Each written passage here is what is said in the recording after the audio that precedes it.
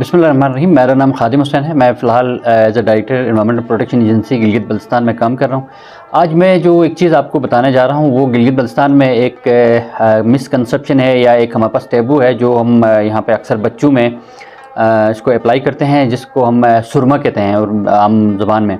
हमारे ये एक ओवरऑल गिलगित बल्तिस्तान में ये प्रैक्टिस है कि जैसे ही बच्चा पैदा होता है हम उसको उसकी सुरमा लगाए बगैर हमारा काम नहीं होता है।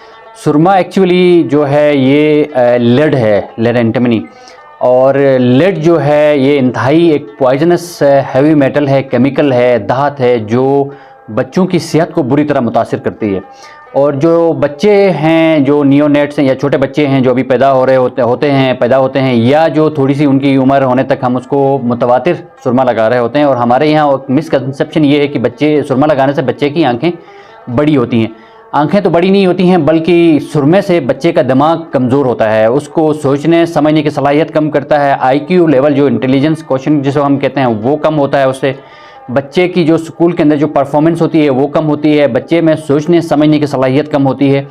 और आँखों में सुरमा लगाने से डायरेक्टली जो आँखों के अंदर जो छोटी छोटी कैपिलरीज होती हैं, आपने देखा होगा, वहाँ से ये जज़ब होता है और डायरेक्ट हराम मगज़ में और दिमाग के अंदर जाके ये एक्यूमुलेट होता है।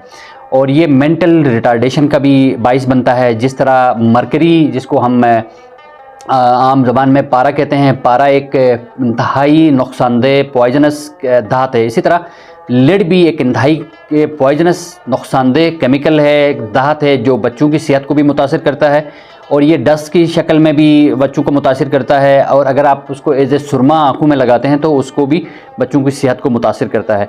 इसकी बहुत सारी रिसर्च स्टडीज़ हैं, बाकायदा हम ख़ुद इसको पढ़ते हैं, हमें बाकायदा इसकी केस स्टडीज़ पढ़ाई जाती हैं। इसमें जो रोमन एम्पायर का डाउनफॉल जो हुआ, लेड के बर्तनों में खाते पीते थे, उससे लेड का एक्सपोजर होता था और खाने पीने में शामिल होता था।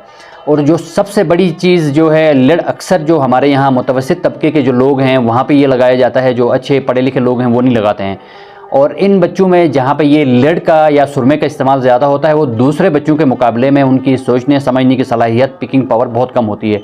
लिहाजा आप सबसे जो भी बच्चों में जो पैदाइश के बाद सुरमा लगाते हैं, अगर खुदा बच्चों की सेहत आपको अजीज़ है तो आप सुरमा लगाने से गुरेज़ करें। न सिर्फ ये दिमागी कमज़ोरी का बाइस बनता है, इसके अलावा और बहुत सारी किडनीज़ को ये अफेक्ट करता है और दूसरी बहुत सारी बीमारियों का ये बाइस बनता है। तो मेरी गुजारिश ये है कि आप कोशिश करें कि बच्चे को सुरमा ना लगाएं।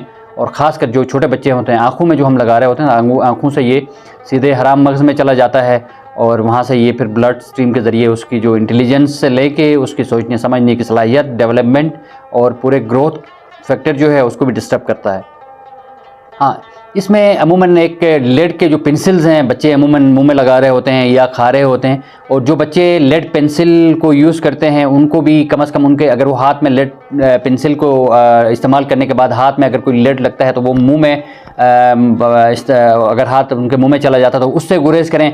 और लेड के पेंसिल जो हैं मुंह में अमूमन बच्चे खेल रहे होते हैं या मुंह में अनइंटेंशनली उसको इस्तेमाल करते हैं, तो इससे भी अगर गुरेज करें तो ज़्यादा बेहतर है, क्योंकि ये मेंटल रिटार्डेशन के साथ बर्थ डिफेक्ट्स का भी जो पैदाइशी मुख्तलिफ किस्म की माजूरियाँ होती हैं उसका भी बाइस बनता है।